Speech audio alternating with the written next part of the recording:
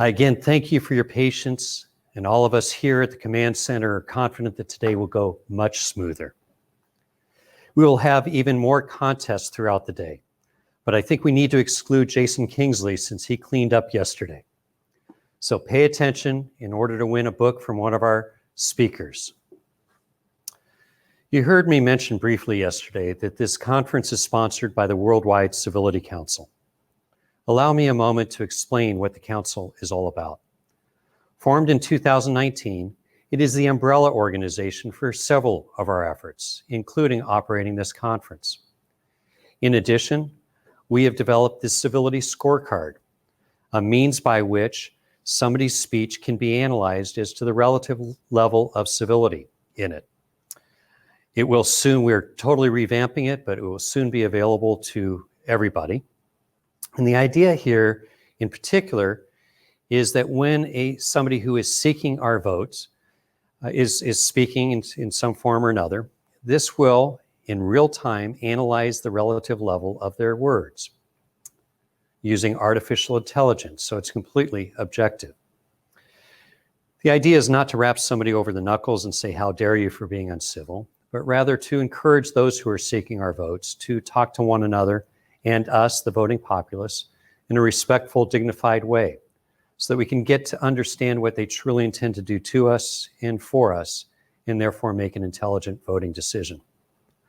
Another effort under the WCC is the Civility Shop. If you go to civilityshop.org, you'll see some really cool swag that's available to be purchased. And then one of our other major efforts that you've heard me refer to is the Certified Civil designation. If you're familiar with the Underwriter's Laboratory or the Good Housekeeping Seal of Approval, when somebody sees one of those logos, it gives them confidence in the product or service they're buying. Same type of concept with Certified Civil. If you have an organization or a company and you put yourself out there as you are in fact certified civil, as I have done with my law firm, you are then being held out to your clients, your customers, your coworkers, your suppliers, and your vendors, that they can all expect to be treated in a dignified and respectful manner.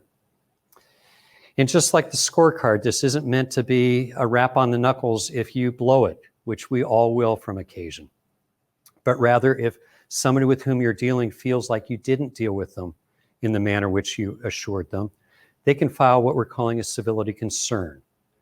And there, members of the Worldwide Civility Council will interact with the designee and attempt to bring about a reformation. How can you improve how you dealt with this particular situation? And we think that this is going to have a tremendous grassroots impact on improving civility throughout society.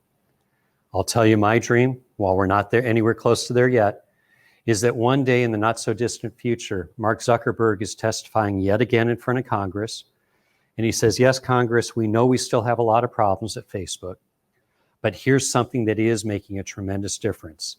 And that 25 or 30%, whatever, of those people on Facebook have been designated civil.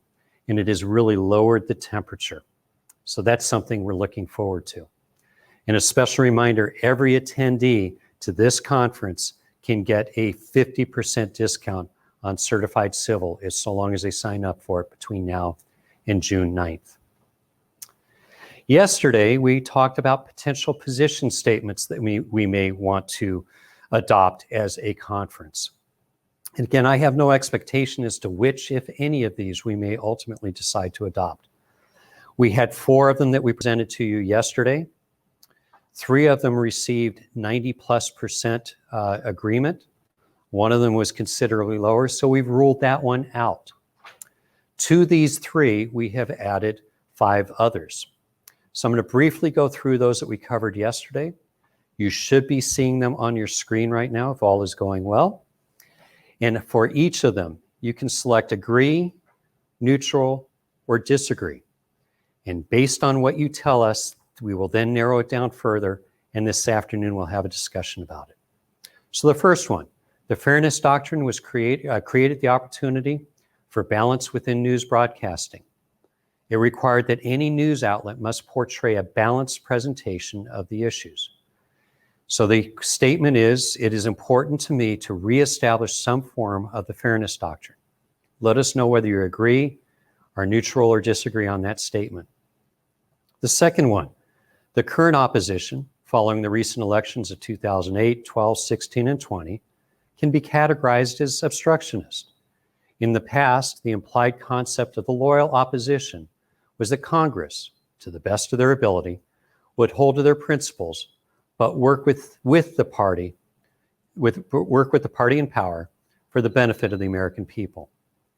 So the statement here is, it is important to me that in the interest of civility, our elected officials need to return to the original concept of the loyal opposition by respecting the art of compromise. The next one, civic learning within public school education needs to be enhanced in order to better equip young Americans on how to become involved in their local and national communities and become civically engaged. If you agree with that, let us know. If you disagree or just don't have a strong opinion. The next one, the act of voting needs to become more easily accessible to all. This means expanding the available hours for voting and making the locations across the country more accessible to all demographics. This would include special accommodations for non-English speaker citizens, differently abled citizens, and those in need of special assistance throughout the voting process. Let us know what you think. The next one, I believe that confidence in the American election system needs to be restored. Straight to the point, what do you think? A nonpartisan election board would be of value to the American voting process.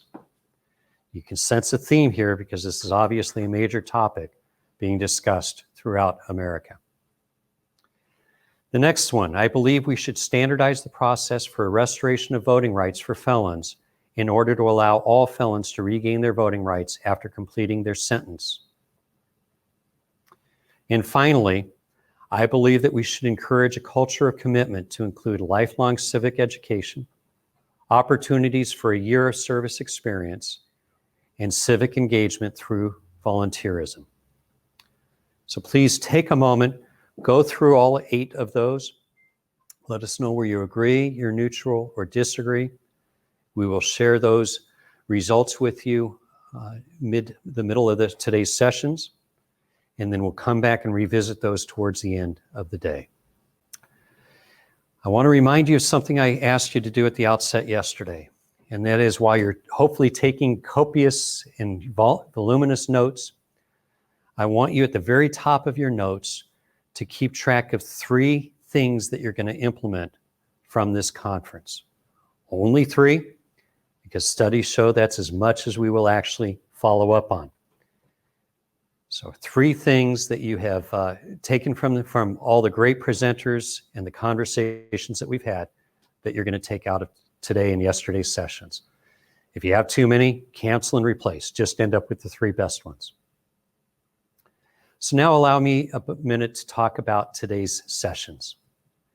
Yesterday we talked about the barriers to civility and how we can begin to apply what we have been learning. Today we will continue this journey by discussing grassroots civility. You see, restoring civility is not a spectator sport where we sit around and hope others take the baton and run with it. We will only achieve a civil society when all of us get in the same boat and row together.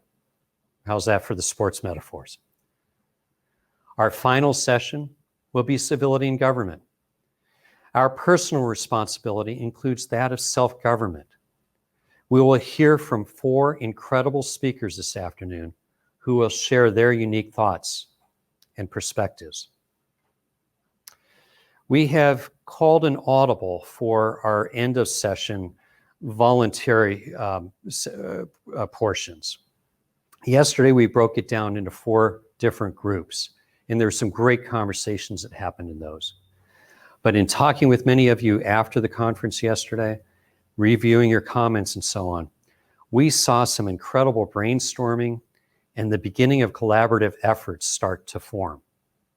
We want to continue to foster that. So the last session of the day is going to be all of us being able to get into the same big room. We'll have a Zoom link that you can all join us and figure out where we're going to take this next, working together. All right, you ready? Here's your first contest of the day. Who's going to win a book, a special book? I can't tell you what it is or I'll give it away. What is the title of the book co-written by yesterday's moderator, Jennifer Lindy, a civil dialogue professor at Arizona State University, along with Clark Olson?